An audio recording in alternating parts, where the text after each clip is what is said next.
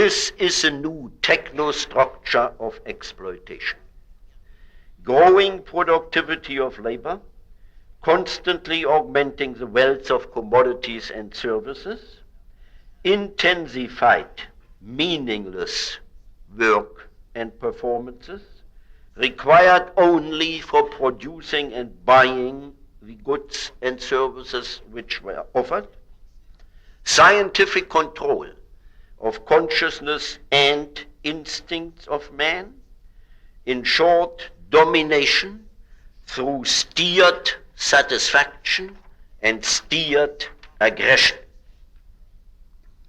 And the human base of this power structure, no longer only one specific class of industrial labor, but the vast majority of the dependent population, which is the object and at the same time which reproduces this structure. Consequently, we have mass consciousness rather than class consciousness, the economic struggle and competition rather than the political class struggle. Men are continually deprived of the fruit of their labor by the necessity to submit to exploitation in order to be able to buy the steadily multiplying merchandises, services, and status symbols. The consumer society, the so-called consumer society, is a misnomer, because it is nothing but the new form in which the capitalist mode of production is reproduced.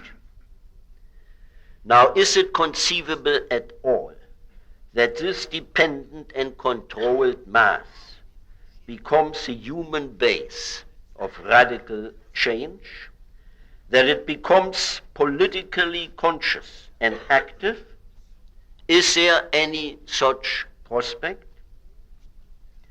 Only in a process of radicalization can the actual subject of change emerge from within this mass.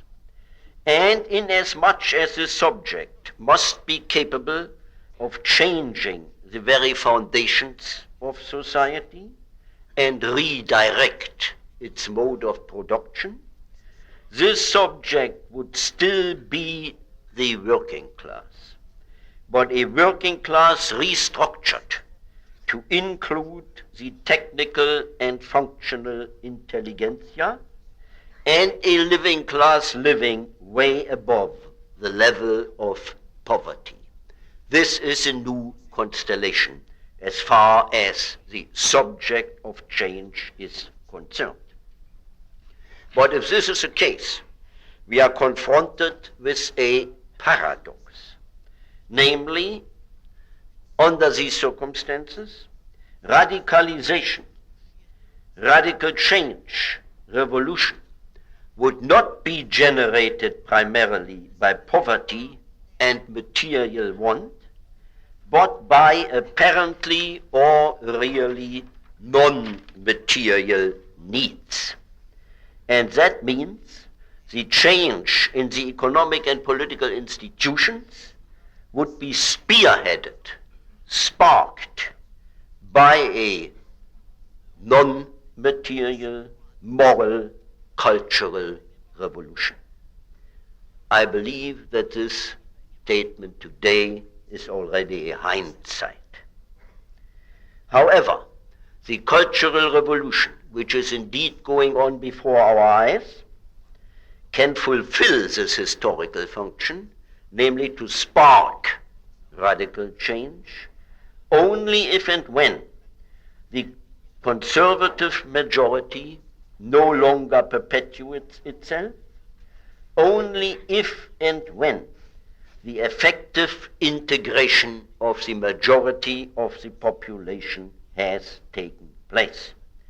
And this means if and when the basic economic and political process begins to be disintegrating and to transform the potential into the actual, the economic into the political struggle, thus joining the subjective and objective conditions.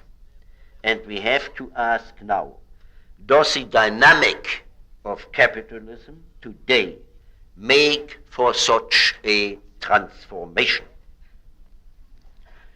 The brief prevailing analysis suggested that the revolution appears as impossible only if envisaged after the model of previous historical revolutions.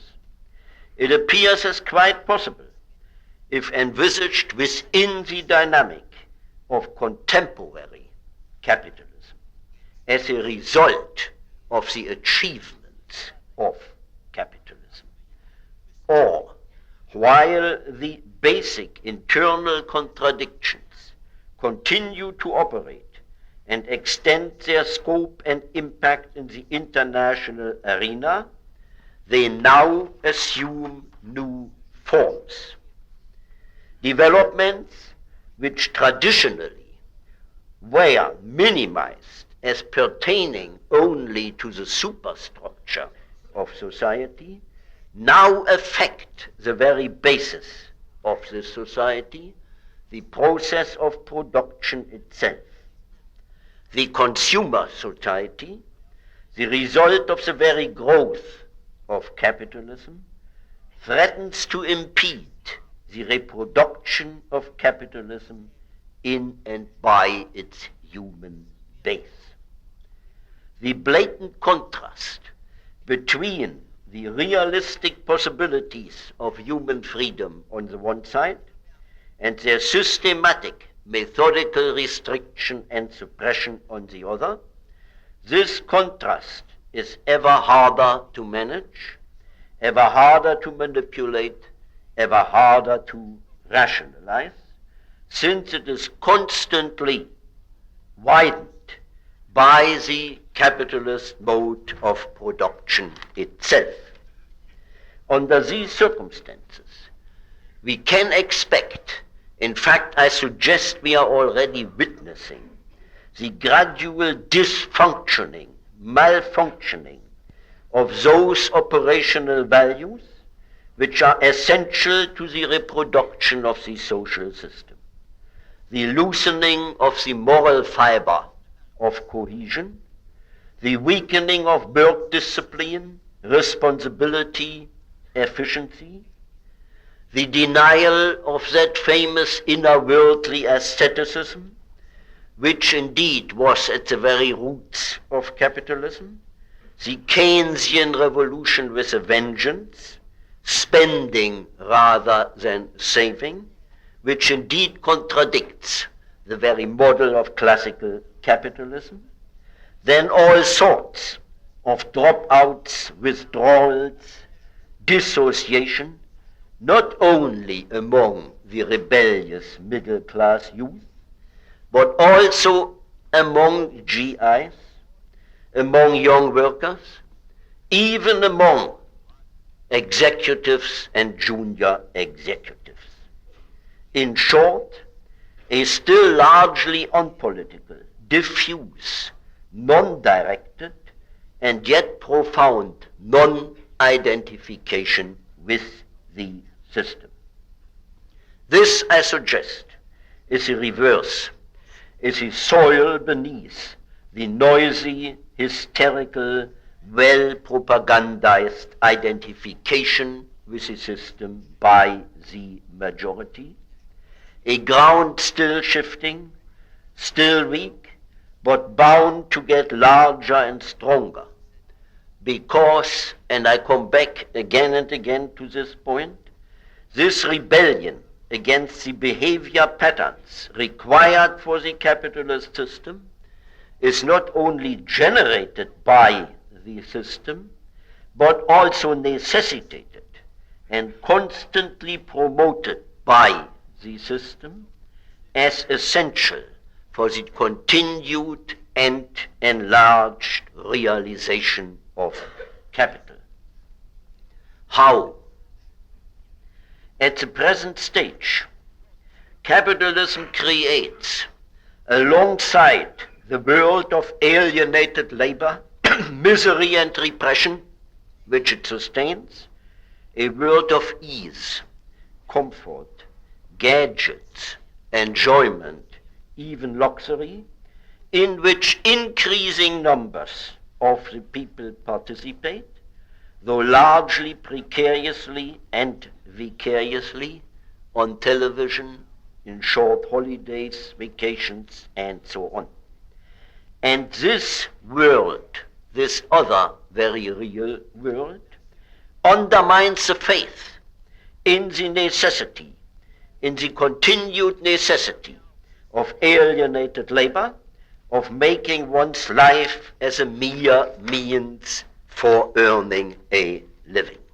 More and more people realize that their performances are in any rational sense unnecessary, that they can live and could live on the basis of what is available to the society in a very different way. This is economically expressed in the growth of unproductive over productive labor.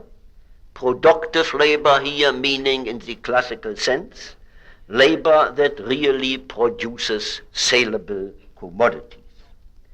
It is expressed in the near saturation of the investment and commodity market, and in the constantly diminishing quantity of alienated work necessary to reproduce society on the established and even higher cultural level.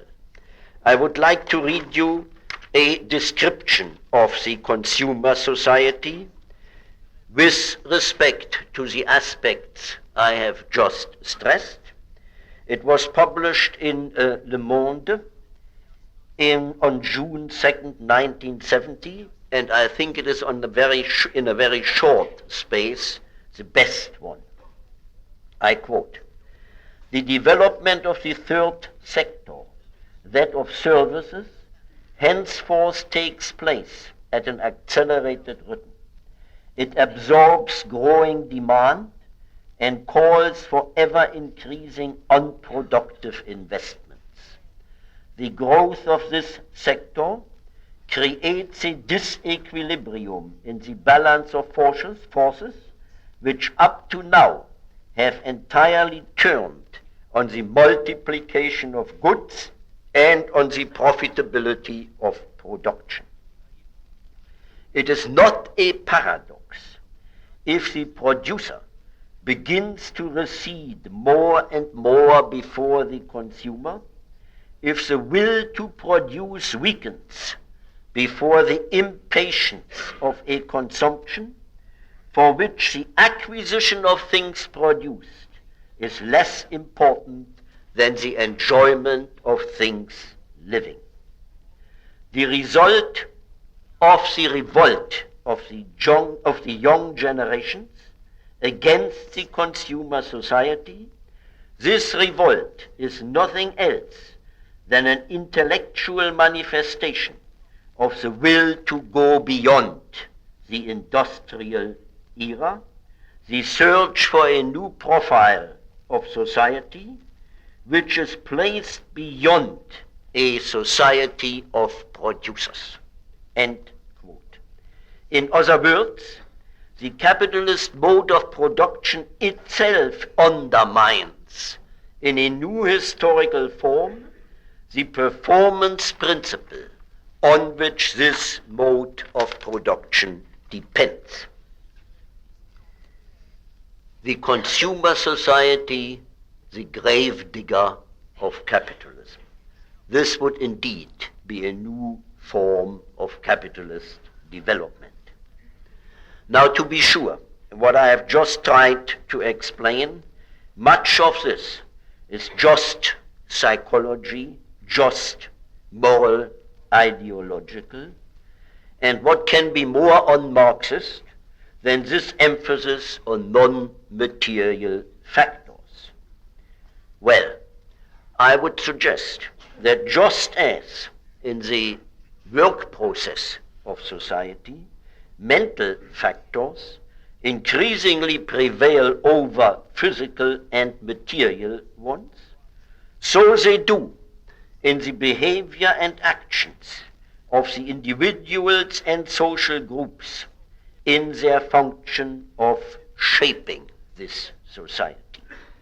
On both levels, in the productive process itself and in the social morality responding to this process, the same general tendency expresses itself, namely the degree to which capitalism has technically mastered the problem of material satisfaction, so that non-material issues, aspirations and values, such as the free development of human faculties, the satisfaction of the creative, aesthetic and erotic needs of man, the emancipation of the senses, to quote the early Marx, they become on a social scale driving forces of social change. Therefore, indeed, the need for a corresponding development in theory, the internal transformation of dialectical materialism into what? Well, we have not yet a word for it, and I would by no means be ashamed to say socialist idealism. In this sense, the highest achievement of capitalism, the consumer society, saps the roots of capitalism in the individuals. They rebel against the performance principle. They rebel against the competition for meaningless jobs. They rebel against increasingly unnecessary repression and renunciation. To be sure, among the majority, this rebellion is still an inarticulate, individual rebellion, accompanied by frustration, hatred, and resentment. It is articulate and spreading with political goals among the militant youth and among the oppressed racial and national minorities. And in the face of this growing threat, the establishment answers with increased violence and increased co-option. We all know the co-option. We know to the degree to which the movement is already co-opted. But we have to ask the question, is that perhaps co-option with a vengeance? In any case, in this co-option, values and aspirations and goals break into the one-dimensional society, still blunted, largely repressed, inarticulate, but still aspirations and goals which are becoming increasingly incompatible with the smooth functioning of the system. Defamed and ridiculed as merely negative and destructive, these new values and goals are as such positive. What are they? Well, a society without war, without institutionalized violence, without cruelty, without brutality, without exploitation. Certainly negative in their formulation, but in their content, I would venture to submit the most positive goals you can possibly formulate today. In the last analysis, these goals would make for a radical social change which would transcend in its scope and motives its historical precursors. That is to say, a change which would bring about not only new institutions, not only a new mode of production, but equally important, a new type of human being, new forms of life, a new consciousness and a new sensibility, incapable of tolerating any longer, incapable of physically tolerating any longer, exploitation, ignorance, and brutality, and willing to build a world in accord with this praiseworthy inability.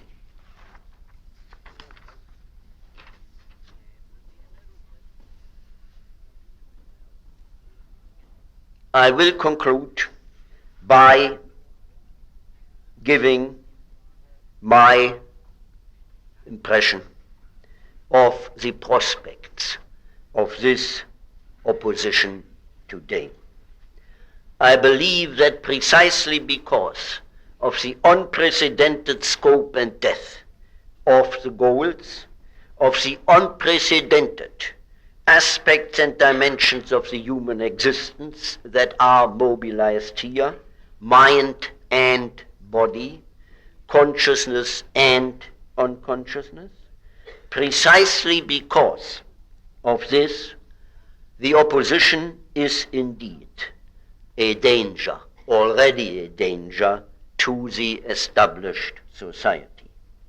And as I suggested at the beginning, the answer is already given, the preventive counter-revolution. Today, under the incipient counter-revolution, it is a question of survival for the opposition, and this means self-imposed discipline, self-imposed distinction between actions that can serve the goals and actions that are bound to defeat them. Things are getting serious under the counter-revolution. The movement, I believe, has reached the level of history. The work of dissent, the work of relearning and re-educating must go on against overwhelming odds. It is the only hope that the catastrophe can still be prevented. And by catastrophe, I do mean not so much nuclear war. I think it is perfectly possible, even probable, that the two superpowers come to an agreement not to use nuclear weapons in their own interest. The catastrophe would rather be, after a period of prolonged violence and destruction, the destruction of humanity itself in a totally robotized, plastic, scientifically controlled barbarism, compared with which Orwell's 1984 already today appears as a paradisical society. There's absolutely no necessity that this must happen. There are no such inexorable laws in history.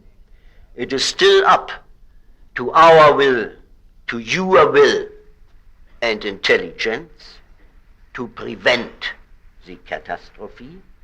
I do hope you can do it, and you should have, over and above and through all ideological differences and divisions, the constant and full support of anyone who is still interested in remaining a human being, or rather in finally beginning to live like a human being. Thank you.